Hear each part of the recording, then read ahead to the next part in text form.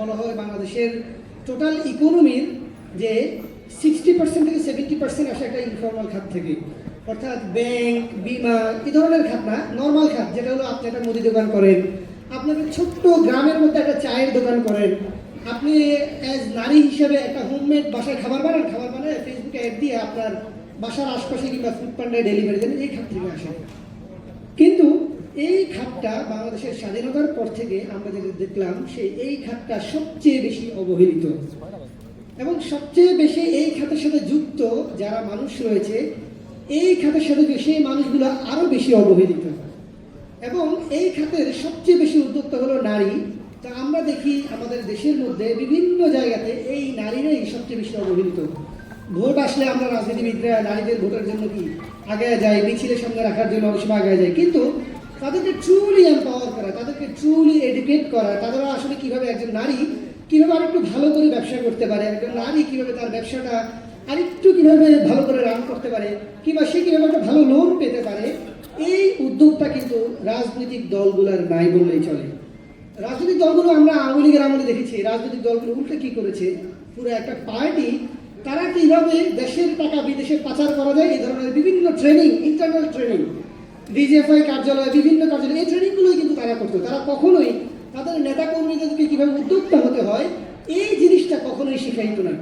আমরা এনসিপি বাংলাদেশের প্রথম ফরমাল পলিটিক্যাল পার্টি হিসেবে আমরা এসএমই উইংয়ের মাধ্যমে আমাদের আশিকিন ভাই সহ আমাদের এখানে যারা দিদার ভাই যারা কাজ করতেছে হিউজ, তারা গত 1 বছর ধরে বিভিন্নভাবে আমাদের নেতা কর্মীদেরকে কীভাবে এম্পাওয়ার করা যায় এটা নিয়ে কাজ করে যাচ্ছি। আমাদের একটাই টার্গেট, সেটা হচ্ছে আমরা যদি নতুন যে বাংলাদেশ বলছি, বাংলাদেশের মধ্যে বর্তমান বলা হয় 20 কোটি, মানে 20 কোটি জনগণ, 18 কোটি ফরমাল, 20 কোটি 22 কোটি হয়তো ছাড়া গেছে, মানে 20 কোটি যদি আমরা ধরি, এই 20 কোটির মধ্যে 10 কোটি হলো তরুণ, এবং কাগজে কলমে এই 10 কোটির মধ্যে 4 কোটি থেকে 5 কোটি হলো বেকার। এই বেকার জনগোষ্ঠীকে যদি কোনোভাবে চাকরি দেওয়া না যায়, এদেরকে ব্যবসায় এনগেজ করা না যায়, কখনোই বাংলাদেশকে একটা নিরাপদ বাংলাদেশ করা যাবে না। বিএনপি তারা তাদের পার্টির পলিসিগত জায়গাতে আমাদের মধ্যে ইতিমধ্যে এসে উপস্থিত হয়েছেন আমাদের এনসিপির আহ্বায়ক জনাব নাহিদ ইসলাম, আমাদের প্রোগ্রাম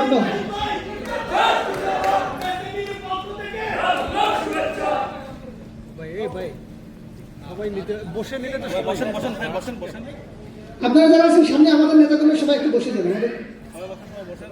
এই দেখেন এই হইল সংবাদ, একজন আসতেছে, সেটা আমরা সবাই নেওয়ার জন্য সামনে দাঁড়াই গেছি। টোটাল এই যে টোটাল যে 4 কোটি থেকে 5 কোটি তরুণ, এই তরুণদেরকে কর্মক্ষেত্রে না, এই তরুণদেরকে উদ্যোক্তা করতে না পারলে কখনোই বাংলাদেশকে নিরাপদ বাংলাদেশ করা যাবে না।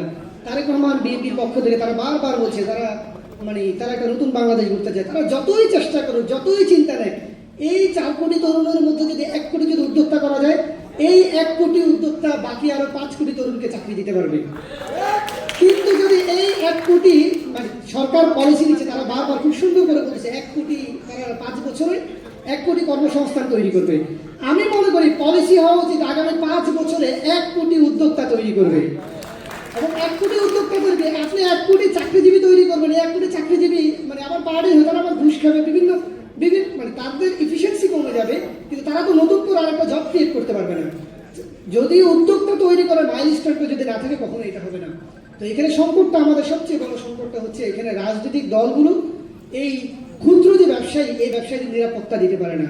আমরা কয়েকদিন আগে দেখেছিলাম, দেখা যায় উল্টা রাজনৈতিক দলগুলোর দ্বারা এই ক্ষুদ্র ব্যবসায়ীরা বিভিন্নভাবে কিন্তু হ্যাসেল ফ্রি হয়। একটা ক্ষুদ্র ব্যবসায়ী সে যখন তার দোকানে যখন 50 টাকা 100 টাকা, মানে কোথাও একটা চায়ের দোকান বসাইলে 100 টাকা চাঁদা দিতে হয়, এবং এই 100 টাকা সে চিন্তা করে 100 টাকা চাঁদা না দিয়ে আমি যে থানায় যাবো, থানায় গেলে তো তার বিপদ, থানায় গিয়েও সে কোনো ধরনের হেল্প পায় না। এই যে ক্ষুদ্র উদ্যোক্তারা, এরা যে কোনো ধরনের পুরো রাষ্ট্রের মধ্যে অবহেলিত, অবমূল্যায়িত, তাদেরকে মূল্যায়ন করে এখন বর্তমান সময়ের দাবি। এবং এই জায়গাতে সবচেয়ে বেশি অবমূল্যায়নের শিকার হয় তরুণ উদ্যোক্তারা। আপনি একটা বিশ্ববিদ্যালয়ে পাশ করে আপনি একটা ফুড কোর্ট দেন, পুরো আপনার বন্ধু বান্ধব সবাই আপনাকে মানে কোনোভাবেই দেখবেন আপনাকে কোনো জাতি ধরে তুই কী করছ, কিন্তু আপনি একটা ফুড কার্ট দিয়ে কিন্তু আপনি সেই ফুড কার্টে আরো 3 জন মানুষ চাকরি করতেছে, আপনি আরো 3 জন 4 জন কিন্তু কর্মসংস্থান তৈরি করতেছেন, এবং আপনি নিজে স্বাবলম্বী, মাসে 50,000 1 লাখ টাকা আপনি লাভ করতেছেন, আপনি কিন্তু দেশের মধ্যে রেভিনিউ জেনারেট করতেছেন। আপনি একটা ফুড কার্ট দিয়ে আপনি একটা বিয়ে করতে যান, আপনি ঠিকঠাক করে বিয়ে করতে পারবেন না। মানে একজন তরুণ উদ্যোক্তা হিসেবে আপনি একটা প্রেম করতে চান একটা ভালো মেয়ের সাথে, দেখবেন আপনার প্রেমটা কিন্তু তরুণ উদ্যোক্তা হিসেবে আপনি চাকরি না করে আপনি একটা প্রেম করতে চান, দেখুন আপনার প্রেমটাও কিন্তু ভেঙে যাবে। টোটাল দেশের সিনে কিন্তু আপনি বিশ্ববিদ্যালয় পাশ করে আপনি একটা বড় একটা সরকারি চাকরি নিয়ে ফেলেন, সাথে সাথে দেখবেন আপনার কি আপনার যার পিছিয়ে আপনি 10-12 বছর ঘুরছেন সে তার আগে আপনার কাছে চলে আসবে। এটাই হলো পুরো বাংলাদেশের একটা সিনারি। তো সেই জায়গা থেকে আমি মনে করি এই তরুণ উদ্যোক্তাদেরকে এম্পাওয়ার করা বর্তমান সময়ের সবচেয়ে বড় জিনিস। এবং এই জায়গাতে বর্তমান যে বাজেট করেছে বিএনপি সরকার, সেই বাজেটের মধ্যে প্রায় 2000 কোটি টাকা তারা ক্ষুদ্র উদ্যোক্তাদের জন্য লোনের ব্যবস্থা করেছে 26-27 যে অর্থ বছর। এই লোনের সবচেয়ে বড় যে ঝামেলাটা সেটা হচ্ছে এই লোনটা দেখে আমরা অধিকাংশ সময় পাই কি এলাকার চেয়ারম্যানের পোলা, এলাকায় মেম্বারের বউ, মানে তাদের ফ্যামিলির মধ্যে এই লোনগুলো কি সবসময় ঘোরাফেরা করে। এই লোনগুলো কিন্তু সঠিক উদ্যোক্তারা ঠিকঠাক মতো পায় না, এবং উদ্যোক্তাদের মধ্যে কারা পাবে এটাও কিন্তু অনেক সময় ট্রেস করা যায় না। উদ্যোক্তারা জানেও না অনেক সময় যে আসলে আমি লোনটা কিভাবে পাবো। সেই জায়গা থেকে আমি মনে করি আমাদের দেশের মধ্যে যেমন সুযোগ রয়েছে, পাশাপাশি আমাদের বর্তমান বাংলাদেশের প্রায় 1 থেকে 1.5 কোটি প্রবাসী রয়েছে। এই প্রবাসীদের মধ্যে 10-20 লাখ কিন্তু প্রবাসী যারা রয়েছে তারা কিন্তু বিদেশে ব্যবসা করে। তারা কিন্তু সৌদি আরব, কাতার, বিভিন্ন দেশে কিন্তু তারা ছোট ছোট দোকান করে, বাংলাদেশের কিন্তু বিভিন্ন ছোট ছোট রেস্টুরেন্ট দেয়। এই যে ক্ষুদ্র উদ্যোক্তারা, তাদেরকে দেশের বাইরে যারা ক্ষুদ্র উদ্যোক্তা তাদেরকেও কিভাবে এম্পাওয়ার করা যায়, এই পলিসিগুলো কিন্তু রাজনৈতিক দলগুলোর নাই। সেই জায়গা থেকে এনসিপি নতুন করে এই পলিসিগুলো নিচ্ছে। দেশে এবং দেশের বাইরে বাংলাদেশি যারা ক্ষুদ্র ব্যবসায়ী এবং ব্যবসা করতে চায় বিভিন্নভাবে, তাদেরকে এম্পাওয়ার করা, তাদেরকে এডুকেট করা, তাদেরকে লোনটা পাইতে কীভাবে হেল্প করা যায় সেটা করা, এবং সেই জিনিসটা হলো এসএমই ইউনিয়নের মূল লক্ষ্য এবং উদ্দেশ্য। আমরা এই জার্নিটা শুরু করলাম, আমরা এই জার্নিতে আপনাদের সকলের সহযোগিতা কামনা করি।